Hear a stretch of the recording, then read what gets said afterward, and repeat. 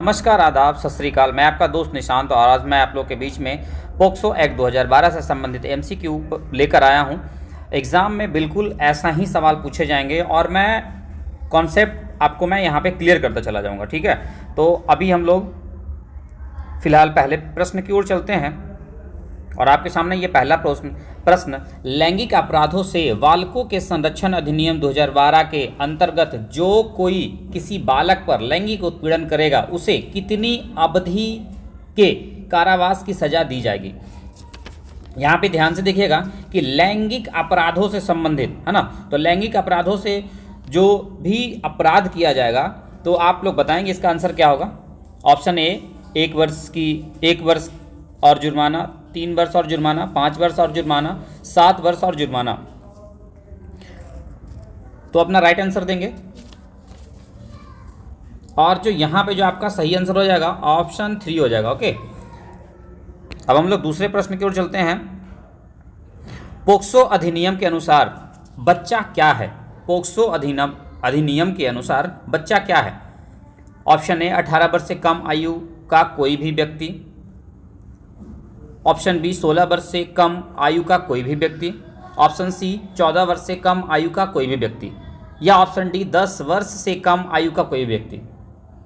जैसा कि आप सभी लोग जानते हैं कि ये जो हमारा पोक्सो अधिनियम जो ईएमआरएस ने दिया है और जितने भी अधिवेशन है, जितने भी आपका अधिवेशन है, वो हर एक का आयु का डिफिनेशन, बच्चों का जो परिभाषा, उम्र का परिभाषा है वो सबका अलग अलग है। तो इसमें पोक्सो एक्ट में बताएंगे आप लोग।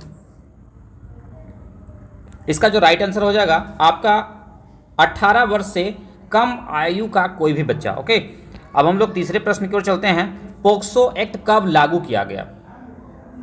14 नवंबर 2012, बी 14 नवंबर 2020, सी 9 नवंबर 2012, डी 9 नवंबर 2011। ऑप्शन देंगे और मैं आपको हिंट भी करता हूं। 14 नवंबर 2012 ये आपका राइट आंसर है। ओके, ऑप्शन 4 पे हम लोग चलेंगे। क्वेश्चन नंबर 4, पोक्सो संशोधन विधेयक किसने पेश किया? पोक्सो संशोधन विधेयक किसने पेश किया? तो आपका पहला है वीरेंद्र कुमार, बी मनमोहन सिंह, सी मेनका गांधी और डी इनमें से कोई नहीं। इसका जो राइट आंसर है आप कमेंट बॉक्स में देंगे। इसका जो राइट आंसर है वो आपका ऑप्शन ए वीरेंद्र कुमार ने दिया था। ओके, और हम लोग 5वें प्रश्न की ओर चलेंगे। पोक्सो एक्ट में कितने अध्याय और कितने धाराएं हैं? आपके सामने ऑप्शन रहा ए 10 अध्याय 46 धाराएं, 7 अध्याय 38 धाराएं, 11 अध्याय 42 धाराएं, 9 अध्याय 46 धाराएं। ऑप्शन देंगे। आपको मैं यहाँ पे बताता चलता हूँ, 7 अध्याय और 38 धाराएं ये आपका आरटीई के अधिवेशन में दिया गया है। यहाँ पे जो राइट आंसर है आपका 9 अध्याय और 46 धाराएं। छठे प्रश्न की ओर चलेंगे। पोक्सो एक्ट 2012 में पहला संशोधन कब किया गया है? पोक्सो एक्ट 2012 में पहला संशोधन कब किया गया है? ऑप्शन आपके पास 2019, 2012, ऑप्शन सी 2022, 2013। इसका जो राइट आंसर होगा आपका 2019 में पहला संशोधन किया गया है। ये जो आपका जुवेनाइल जस्टिस एक्ट आया था उसके बाद ही इसका संशोधन हुआ था। और हम लोग 7वें प्रश्न की ओर चलेंगे। पोक्सो एक्ट 2012 में अधिकतम सजा का प्रावधान क्या है? ऑप्शन ए 20 वर्ष, ऑप्शन बी 10 वर्ष, ऑप्शन सी 7 वर्ष या मृत्यु दंड। इसमें पूछा जा रहा है अधिकतम वर्ष की सजा, अधिकतम सजा क्या होगा? तो इसका जो आंसर होगा धाधिकतम सजा इसमें मृत्यु दंड तक है। अब हम लोग 8वें प्रश्न की ओर चलेंगे। पोक्सो एक्ट की परिभाषा किस धारा में संबंध, किस धारा से संबंध है? जैसे ऑप्शन ए आपका धारा 4, धारा 3, धारा 1, धारा 2। तो इसका जो राइट आंसर हो जाएगा आपका ऑप्शन डी हो जाएगा, धारा 2। 9वें प्रश्न की ओर चलते हैं। यहां पे कहा जा रहा है कि गुरुतर लैंगिक प्रवेश का किस धारा से संबंध है। गुरुतर लैंगिक प्रवेश का किस धारा से संबंध है। इसका जो राइट आंसर हो जाएगा बताएंगे। ऑप्शन धारा 6, धारा 5, धारा 11, धारा 7। इसका जो राइट आंसर हो जाएगा आपका ऑप्शन बी, धारा 5। 10वें प्रश्न की ओर चलेंगे। पोक्सो एक्ट में विशेष न्यायालय का प्रबंध किस धारा से है। पोक्सो एक्ट में विशेष न्यायालय का संबंध किस धारा से है। ऑप्शन ए धारा 32, धारा 34, धारा 7, धारा 11। इसका जो राइट आंसर हो जाएगा आपका धारा 34, ऑप्शन बी हो जाएगा। 11वें प्रश्न की ओर चलेंगे। लैंगिक उत्पीड़न का संबंध किस धारा से है। लैंगिक उत्पीड़न का संबंध किस धारा से है। Option A 11, option B 12, option C 7, option C 13। लैंगिक उत्पीड़न, इसका जो राइट आंसर है ऑप्शन ए हो जाएगा, धारा 11। 12वें प्रश्न की ओर चलेंगे। लैंगिक प्रवेशन हमला के लिए दंड का प्रावधान किस धारा से संबंध रखता है। आप लोग, मैं इसके बाद बताऊंगा, आप लोग पहले आंसर इसका दीजिए। धारा 1, 7, धारा 6, धारा 5, धारा 4। लैंगिक प्रवेशन याद कीजिएगा, लैंगिक प्रवेशन और लैंगिक प्रवेशन हमला दोनों एक ही में आते हैं, तो इसलिए दंड का प्रावधान किस में है। इसका जो राइट आंसर हो जाएगा धारा 4, ऑप्शन डी। 13वें प्रश्न की ओर चलेंगे हम लोग। लैंगिक प्रवेशन हमला के लिए दंड का प्रावधान क्या रखा गया है। यानी उसमें हम लोग सजा के बारे में बात कर रहे थे और इसमें हम लोग धारा के बारे में बात कर रहे थे और इसमें हम लोग सजा के बारे में बात कर रहे हैं। तो बताएंगे 10 वर्ष से आजीवन कारावास, 15 वर्ष से आजीवन कारावास, 11 वर्ष से आजीवन कारावास, 20 वर्ष से आजीवन कारावास। ध्यान देंगे, लैंगिक प्रवेशन हमला के लिए दंड का प्रावधान क्या रखा गया है, आंसर देंगे। इसका जो राइट आंसर हो जाएगा ऑप्शन ए, 10 वर्ष से आजीवन कारावास। ओके, 13वें प्रश्न की ओर चलेंगे। उससे पहले मैं आपको बता दूं इसी प्रश्न से संबंधित, लैंगिक प्रवेशन और लैंगिक हमले से संबंधित, कि ये जो आपका है नोट, यदि अपराध 16 वर्ष से कम उम्र के बालक के साथ होता है, यानी 16 उम्र के बालक के साथ कहने का तात्पर्य यह है लड़का चाहे लड़की, है ना, तो उसे 20 वर्ष से आजीवन कारावास की सजा का प्रावधान है। ओके, अब हम लोग 14वें प्रश्न की ओर चलते हैं। पोक्सो एक्ट 2012 लैंगिक हमले धारा 8 के अपराध हेतु सजा का प्रावधान क्या रखा गया है। आपके सामने ऑप्शन है 2 वर्ष से 5 वर्ष तक की सजा, 3 वर्ष से 5 वर्ष तक की सजा, 4 वर्ष से 6 वर्ष की सजा और इनमें से कोई नहीं। आंसर देंगे बिल्कुल ध्यान से। मैं फिर से क्वेश्चन को रिपीट कर रहा हूं। पोक्सो एक्ट 2012 लैंगिक हमले धारा 8 के अपराध हेतु सजा का प्रावधान क्या रखा गया है। इसका जो राइट आंसर हो जाएगा आपका ऑप्शन बी हो जाएगा, 3 वर्ष से 5 वर्ष तक की सजा का प्रावधान रखा गया है। मैं धारा इसलिए मैं रिपीट करते जा रहा हूं ताकि धारा भी आप लोग याद करते जाएं और उससे रिलेटेड सजा और उसकी परिभाषाएं क्या हैं।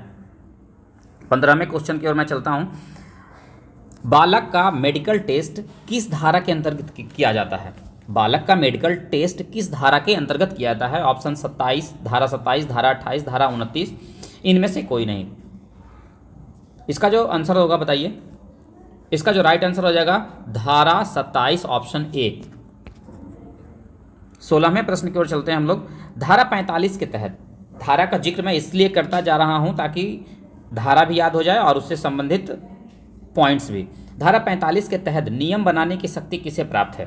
धारा 45 के तहत नियम बनाने की शक्ति किसे है। केंद्र सरकार, राज्य सरकार, सी स्थानीय प्रशासन, या ए और बी? इसका आंसर देंगे।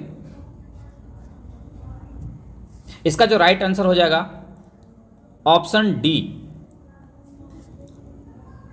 केंद्र सरकार को भी है और राज्य सरकार को भी है। 17वें प्रश्न की ओर चलेंगे। यदि कोई व्यक्ति बच्चे से संबंधित अश्लील सामग्री का भंडारण करता है तो उसे किस धारा के अंतर्गत वर्णन किया गया है? चीजों को ध्यान देंगे। यहां पे कहा जा रहा है अश्लील सामग्री का भंडारण हेतु, अश्लील सामग्री का भंडारण हेतु। तो आपके सामने ऑप्शन है धारा 12, धारा 13, धारा 14, धारा 15। इसका जो राइट आंसर हो जाएगा ऑप्शन डी, धारा 15। लैंगिक उत्पीड़न का संबंध किस धारा से रखता है? लैंगिक उत्पीड़न का संबंध किस धारा से है? लैंगिक उत्पीड़न का किस धारा से संबंध है? ऑप्शन ए धारा 11, धारा 12, धारा 13, धारा 14। यदि धारा को यदि आप सही ढंग से नहीं थी डिफाइन कर पाते हैं, नहीं कर पा रहे हैं, या फिर याद नहीं रह पाता है, तो मैं आपको एक एक करके बताता चल जाता हूं कि धारा 11 जो है आपका राइट आंसर है। ओके, धारा 11 आपका राइट आंसर है। धारा 12 में है क्या कि लैंगिक उत्पीड़न के लिए 3 वर्ष तक की सजा का प्रावधान है। धारा 13 में क्या है? बच्चों का अश्लील प्रयोजन से उपयोग, यानी जो भी वस्तुएं जैसे एमएमएस वगैरह, ग्रंथ वगैरह, बच्चों से संबंधित वीडियो वगैरह के बारे में बात होता है। और धारा 14 में क्या है?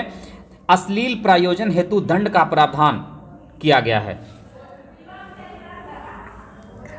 19वें क्वेश्चन की ओर चलेंगे हम लोग। इसमें कहा जा रहा है धारा 10 में गुरुतर लैंगिक हमले के लिए दंड का प्रावधान। गुरुतर लैंगिक हमले, सबसे पहले तो मैं बता दूं कि गुरुतर लैंगिक हमला क्या होता है ना। सबसे पहले मैं बता दूं कि गुरुतर लैंगिक हमला क्या होता है। तो गुरुतर लैंगिक हमला किसी भी गुरुतर व्यक्ति द्वारा लैंगिक हमले का यानी अपराध किया जाए, वह कानूनन अपराध है। ये जो होता है ये घर गृहस्थ, घर के लोग ही इसमें रहते हैं ज़्यादातर लोग। तो इसमें जो सज़ा का प्रावधान है 5 से 6 वर्ष, 4 से 7 वर्ष तक की सज़ा, 5 से 7 वर्ष तक का सज़ा, या ऑप्शन ए और बी दोनों आंसर देंगे।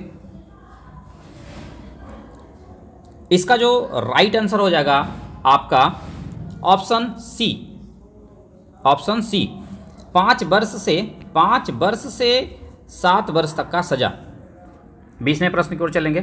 धारा 12 में लैंगिक उत्पीड़न के लिए सजा का प्रावधान क्या रखा गया? मैंने अभी कुछ देर पहले ही आपको धारा के बारे में एक्सप्लेन किया था, तो आप उसमें इजी वे में आप आंसर दे पाएंगे। 3 वर्ष तक की सजा, 4 वर्ष तक की सजा, 5 वर्ष तक की सजा, या ऑप्शन ए और बी दोनों। इसका जो राइट आंसर हो जाएगा आपका ऑप्शन ए, 3 वर्ष तक की सजा। 21वें प्रश्न की ओर चलते हैं। किसी अपराध को करने का प्रयत्न किस धारा के अंतर्गत दंडनीय अपराध, यानी प्रयत्न यानी प्रयास करना भी एक, यानी आप गलत सोचना भी एक कानूनन अपराध है। यानी आप अपने मनोमस्तिष्क में गलत किसी के बारे में सोचते हैं तो यह भी एक कानूनन अपराध है। वह धारा कौन सा है पॉक्सो एक्ट के अकॉर्डिंग? इसका जो धारा 17, 18, 20, 21 कौन सा धारा बताएंगे आप लोग? इसका जो राइट आंसर हो जाएगा ऑप्शन ए, धारा 17। 22वें प्रश्न की ओर चलेंगे हम लोग। लैंगिक अपराधों से बालकों की संरक्षण अधिनियम 2012 की किस धारा के अंतर्गत मिथ्या परिवारवाद या मिथ्या सूचना के दंड निर्धारित करता है, यानी गलत मैसेज देना? तो धारा 22, धारा 21, धारा 24, धारा 25। इसका आंसर देंगे आप लोग। मिथ्या से संबंधित जितने भी धाराएं होंगे वह आपका हो जाएगा धारा 22। 23वें प्रश्न की ओर चलेंगे। लैंगिक अपराधों से बालकों की संरक्षण अधिनियम 2012 के अंतर्गत विशेष न्यायालय के समकक्ष कौन कार्यवाही का संचालन करता है? तो आपके पास है जिला लोक अभियोजन अधिकारी, शासकीय अधिवक्ता, विशेष लोक अभियोजक और अतिरिक्त जिला लोक अभियोजक। इसका जो आपका राइट आंसर हो जाएगा बताएंगे। इसका जो राइट आंसर हो जाएगा वो हो जाएगा option C. Okay, option C. अब हम लोग 24वें प्रश्न की ओर चलते हैं। 1 वर्ष की एक 6 वर्ष की बालिका पर प्रवेश लैंगिक हमला किया जाता है, अभियुक्ति दंड किया जाएगा। यानी कि एक 6 वर्ष का बालिका है, उसका जो लैंगिक प्रवेशन किया गया है, तो सबसे पहले तो आप धारा को याद करेंगे कि लैंगिक प्रवेशन है क्या, है ना। तो लैंगिक प्रवेशन के बारे में मैं आपको बता दूं कि लैंगिक प्रवेशन धारा 3 से संबंध रखता है, धारा 3 से संबंध रखता है। और इसका सजा का प्रावधान मृत्युदंड से, आजीवन कारावास से, उक्त ए और बी दोनों से, या 20 वर्ष तक के सजा से। जैसा कि मैंने आपको नोट करके बताया था, तो आप याद करेंगे। लेकिन यहाँ पे मैंने नोट करके बताया था कि 6 वर्ष से यानी कि 16 वर्ष से जितने भी कम का रहेंगे, या तो मृत्युदंड दिया जाएगा, या तो आजीवन कारावास, या तो दोनों ही दिया जा सकता है। और दोनों से रिलेटेड आ जाएगा आपका ऑप्शन सी, ए और बी दोनों। 25वें प्रश्न की ओर चलेंगे। लैंगिक अपराधों से बालकों के संरक्षण अधिनियम 2012 के अंतर्गत किस धारा में लैंगिक उत्पीड़न को परिभाषित किया गया है? याद करेंगे यहाँ पे लैंगिक अपराधों से बालकों के संरक्षण अधिनियम 2012 के अंतर्गत किस धारा में लैंगिक उत्पीड़न को परिभाषित किया गया है? आपके पास धारा 2 है, धारा 5 है, धारा 9 है, धारा 11 है।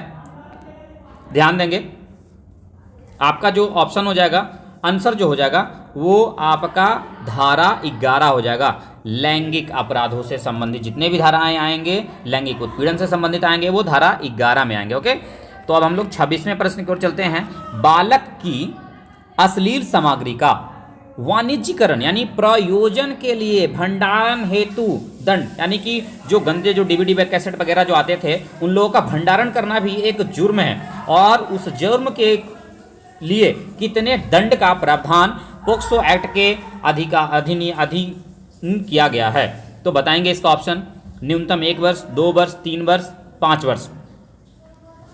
तो इसका जो राइट आंसर हो जाएगा आपका ऑप्शन सी हो जाएगा, 3 वर्ष। यानी पोक्सो एक्ट में न्यून यानी कम से कम जो है ना सजा, वो 3 वर्ष का है। इस बात का भी ध्यान रखेंगे। यदि मान लिया छोटा मोटा यदि जुर्म किया है, तो वो कम से कम तो उसको 3 साल का सजा मिलना ही मिलना है। 27वें प्रश्न की ओर चलते हैं हम लोग। धारा 19 के अंतर्गत बालक के विरुद्ध अपराध की रिपोर्ट कौन दे सकता है? बात को समझेंगे यहाँ पे।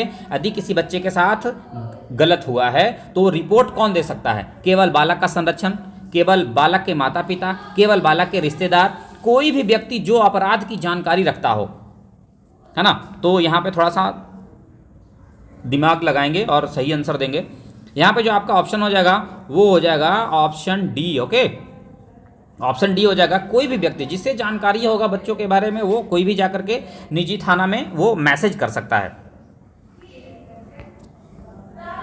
अब हम लोग 28वें प्रश्न की ओर चलेंगे। दुष्प्रेरण परिभाषित है, दुष्प्रेरण भी परिभाषित है। तो धारा 16 पोक्सो एक्ट के अंतर्गत, धारा 100 धारा यानी आईपीसी के द्वारा धारा 107 के अधीन, और सी, ए और बी दोनों के, और धारा 17 और आईपीसी 107।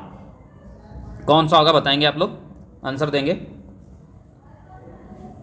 यहाँ पे जो आपका ऑप्शन हो जाएगा ऑप्शन सी हो जाएगा, ए और बी दोनों, धारा 16 और 107 आईपीसी।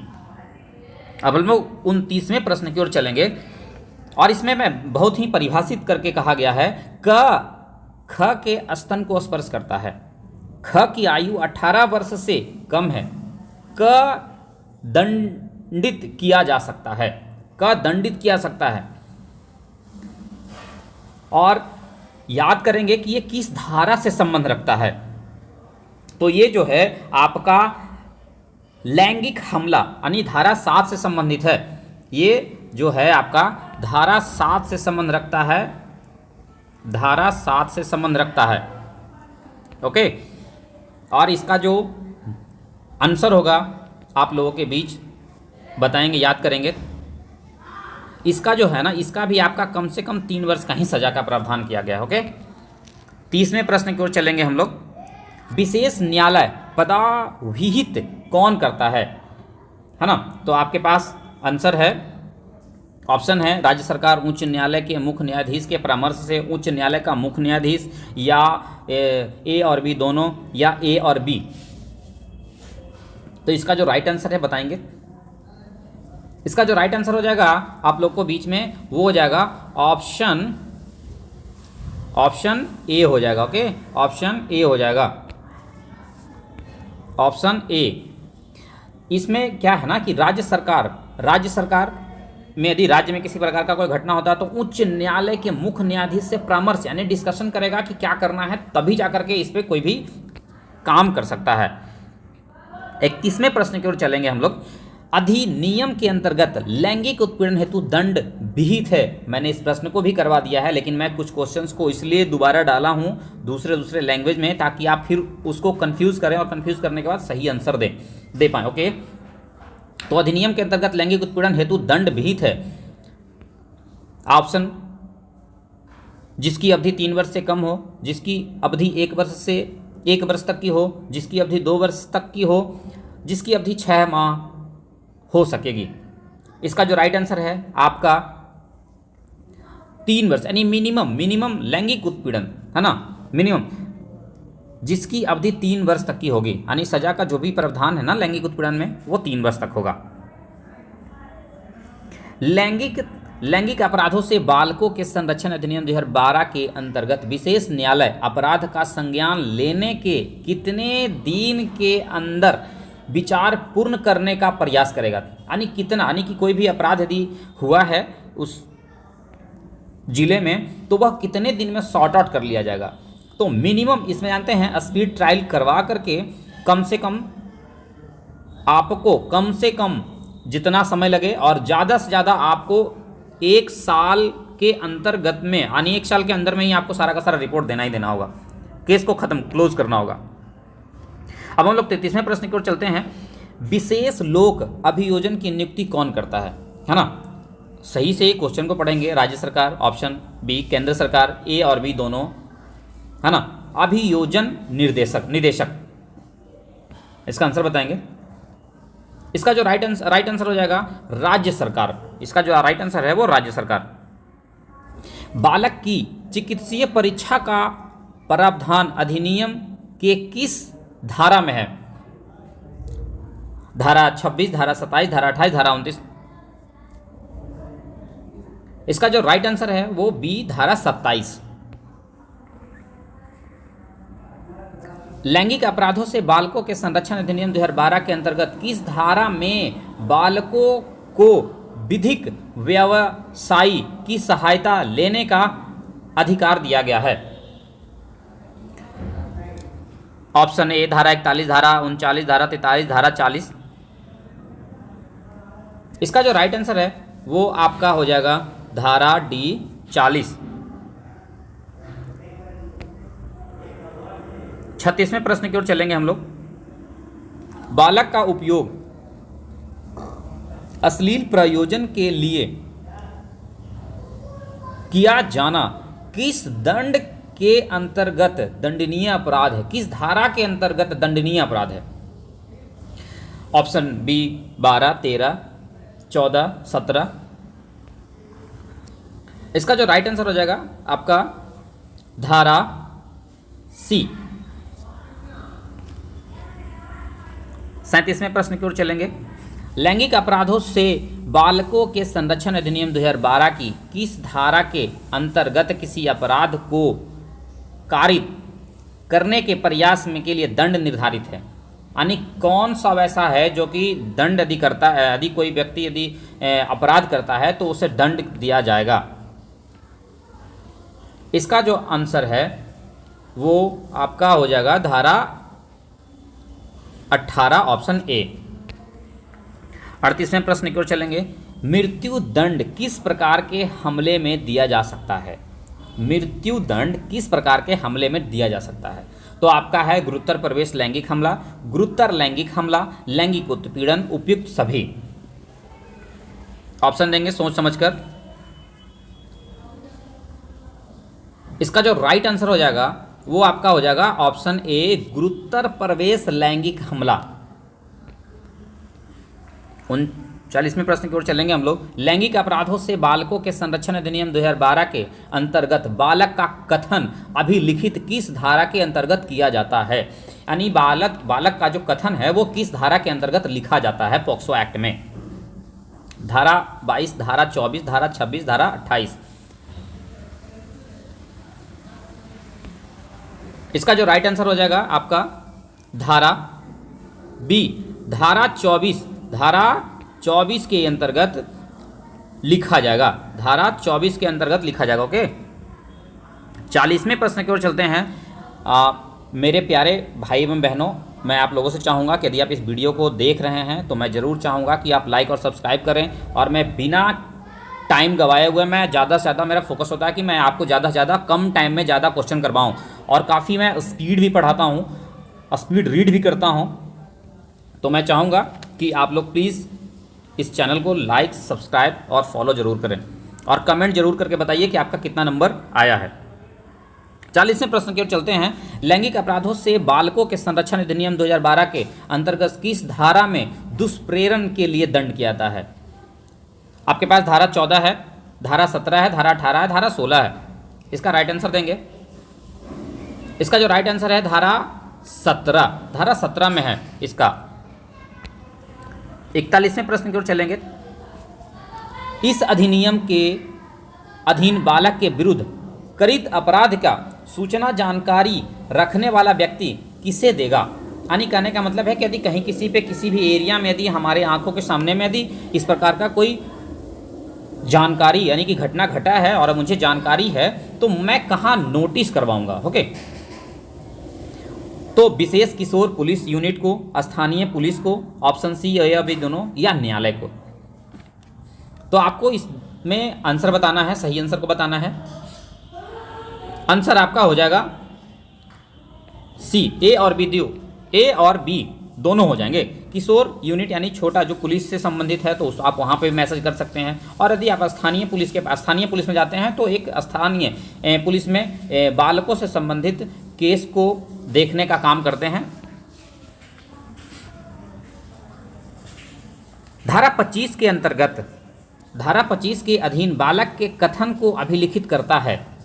देखिए वहाँ पे कुछ और भी बताया था, यहाँ पे क्या कुछ और जा रहा है। तो मजिस्ट्रेट के द्वारा, थाने का भार साधक अधिकारी के द्वारा, कोई पुलिस अधिकारी के द्वारा, उपयुक्त सभी। तो मैं बता दूं कि यदि कोई भी पोक्सो एक्ट से संबंधित कोई यदि नोटिस यदि लिखता भी है, केस को रजिस्टर्ड भी करता है, तो वह एसआई रैंक का होगा, 1 स्टार से ऊपर का होगा। और इसका राइट आंसर क्या हो जाएगा बता देंगे। इसका जो राइट आंसर हो जाएगा मजिस्ट्रेट हो जाएगा, यानी ऑप्शन ए हो जाएगा। ओके, आपका ऑप्शन ए हो जाएगा। 43वें प्रश्न की ओर चलेंगे। बालक के कथन को कौन अभिलिखित करता है? बालक के कथन को कौन अभिलिखित करता है? उप निरीक्षक की पंक्ति में अन्यून किसी पुलिस अधिकारी द्वारा, या निरीक्षण के अन्यून किसी महिला पुलिस अधिकारी द्वारा, ए और बी दोनों उपयुक्त में से कोई नहीं। इसका आंसर देंगे। आपका जो इसका राइट आंसर हो जाएगा ऑप्शन ए, उप निरीक्षक की पंक्ति से नियुक्त। 44वें प्रश्न की ओर चलेंगे। किसी कंपनी या किसी संस्था का भार साधक कोई व्यक्ति धारा 19A के अधीन किसी अपराध के किए जाने की रिपोर्ट करने में असमर्थ रहता है तो वह दंडनीय होगा। कारावास जिसकी अवधि 1 वर्ष तक की हो सकती है, जुर्माने से, ऑप्शन ए और बी दोनों, उपयुक्त में से कोई नहीं। इसका जो राइट आंसर हो जाएगा आपका ऑप्शन सी हो जाएगा, यानी कारावास भी हो सकती है और जुर्माना भी लग सकता है। 45वें प्रश्न की ओर चलेंगे। बाल कल्याण समिति यानी CWC का संबंध किससे है? बाल कल्याण समिति CWC का संबंध किससे है? आंगनबाड़ी, विद्यालय, पुलिस, न्यायालय से। इसका जो राइट आंसर हो जाएगा ऑप्शन डी हो जाएगा, न्यायालय से संबंधित है CWC बाल कल्याण समिति। 46वें प्रश्न की ओर चलते हैं। पोक्सो एक्ट को कब पारित किया गया था? पोक्सो एक्ट को कब पारित किया गया था? 19 नवंबर 2012, 12 नवंबर 2012, 14 नवंबर 2012, 20 नवंबर 2012। इसका जो राइट आंसर हो जाएगा पोक्सो एक्ट को कब पारित किया गया था, तो इसका जो राइट आंसर है वो ऑप्शन सी हो जाएगा, 14 नवंबर 2012। 14 नवंबर 2012 को इसलिए लागू किया गया था क्योंकि चाचा नेहरू का जन्मदिन था और वो बच्चों से बहुत प्यार करते थे और उन्हीं के याद में डेट को कि बच्चों से संबंधित ये नियम है, अधिनियम है, तो भाई 14 नवंबर को ही लागू किया जाए। 47वें प्रश्न की ओर चलते हैं। पोक्सो एक्ट का नाम और विस्तार किस धारा से संबंध रखता है? पोक्सो एक्ट का नाम और विस्तार किस धारा से संबंध रखता है? धारा 1, धारा 2, धारा 11, इनमें से कोई नहीं। तो ये बहुत ही इजी क्वेश्चन है और काफ़ी इंपॉर्टेंट भी है। तो इसका जो राइट आंसर हो जाएगा धारा 1 में नाम और विस्तार हमेशा हर एक एक्ट का, हर एक अधिनियम का, हर एक अधिवेशन का धारा 1 में नाम और विस्तार होते हैं। 48वें प्रश्न की ओर चलते हैं। पोक्सो एक्ट 2012 को कब प्रकाशित किया गया था? कब प्रकाशित किया गया था?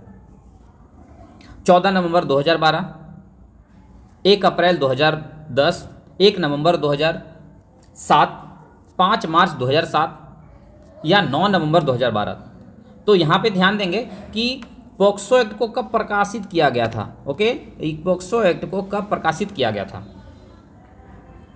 तो मैं आपको बता दूं कि 14 नवंबर 2012 को हमारा पोक्सो एक्ट को लागू किया गया था और 1 अप्रैल 2010 को आप जैसा कि जानते हैं कि आरटीई को पारित किया गया था और 1 नवंबर 2007 को बताइए, और 5 मार्च 2007 को यह भी कोई एक अधिवेशन है, मैं थोड़ा सा भी मिस कर रहा हूं, और 9 नवंबर 2012 को पारित किया गया था। पोक्सो एक्ट का विस्तार या विस्तृत नाम क्या है? The protection of child from sexual offence 2012 या protection of sexual offence children 2012, option see the protection of girl. इसमें ये मिसिंग हो गया है, ये गलत टाइपिंग हो चुका है। The protection of boys sex of all offence. इसका जो राइट आंसर हो जाएगा आपका ऑप्शन ए हो जाएगा, the protection of children from sexual offence 2012। 50वें प्रश्न की ओर चलते हैं। राज्य में कौन सी संस्था पोक्सो एक्ट के क्रियान्वयन के लिए उत्तरदायी होता है? देखिए, राज्य से संबंधित कहा जा रहा है, तो राज्य से संबंधित पहला ऑप्शन है राष्ट्रीय बाल अधिकार संरक्षण आयोग, पुलिस और न्यायालय, राज्य की विधानसभा, राज्य बाल अधिकार संरक्षण आयोग। तो पोक्सो एक्ट को जैसा कि आप सभी लोग जानते हैं कि 2 भागों में बांटा गया है। दो भागों में, एक केंद्र के लेवल पे बांटा गया है और एक राज्य के लेवल पे।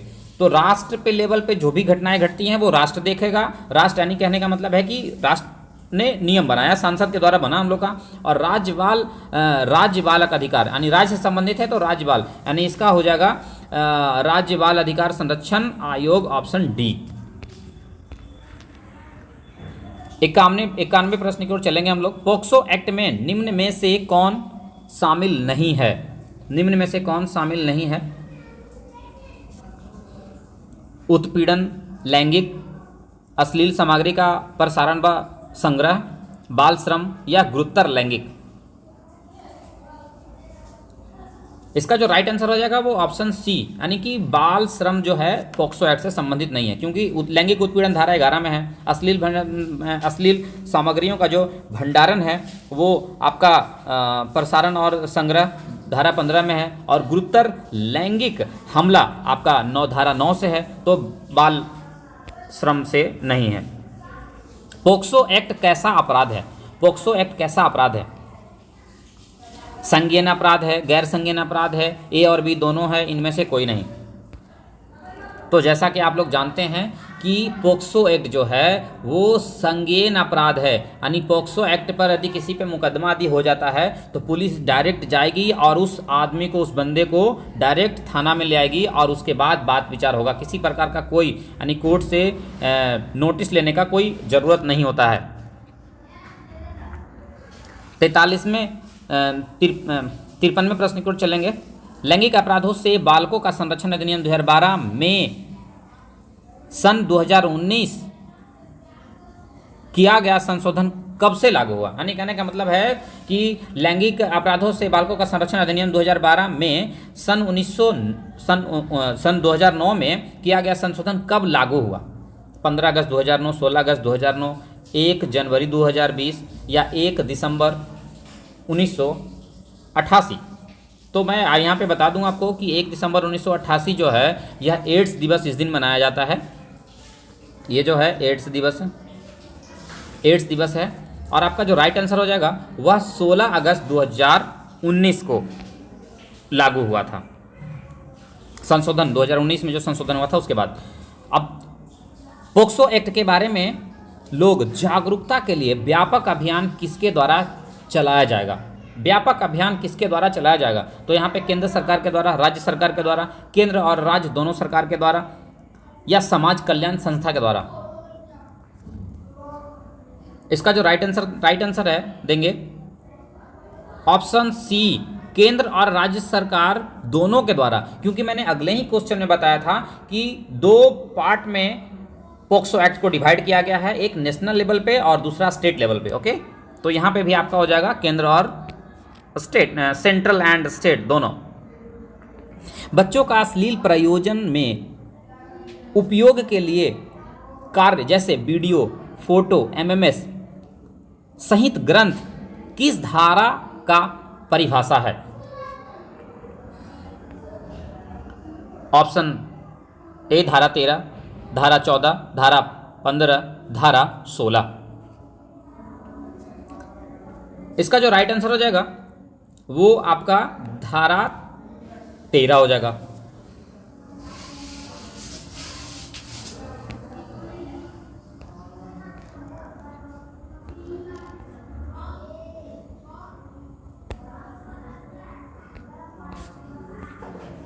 धारा 13 हो जाएगा। साझी गृहस्थी को पोक्सो एक्ट किस धारा के अंतर्गत परिभाषित किया गया है? यहां पे ध्यान देंगे, साझी गृहस्थी धारा 2 का ए, धारा 2 का बी, धारा 2 का के, या इनमें से कोई नहीं। इसका जो राइट आंसर हो जाएगा आपका धारा 2 का के में साझी गृहस्थी को पोक्सो एक्ट के अंतर्गत परिभाषित किया गया है।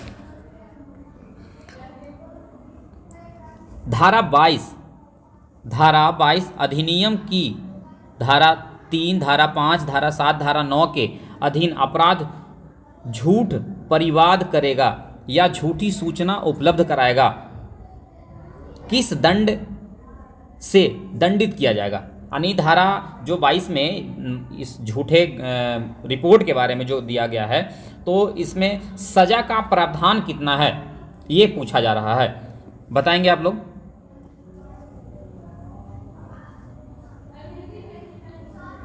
इसका जो राइट आंसर है वो ऑप्शन डी है।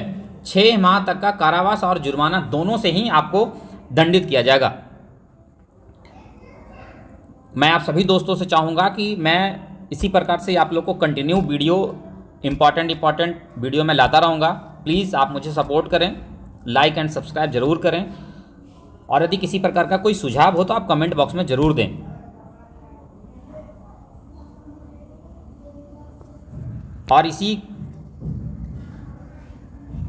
यही हम लोग का लास्ट क्वेश्चन रहा। और आप लोग प्लीज़, आप लोग सभी भाइयों बहनों से रिक्वेस्ट है कि आपका कितना स्कोर हुआ प्लीज़ आप लोग बताएंगे। और मैं कहूँगा कि आप ईमानदारी से, यदि आप अपने एग्जामिनेशन के लिए करके, जॉब को लेकर के यदि आप फोकस हैं, तो प्लीज़ ईमानदारी से लाइक और सब्सक्राइब जरूर करें। जय हिंद, जय भारत।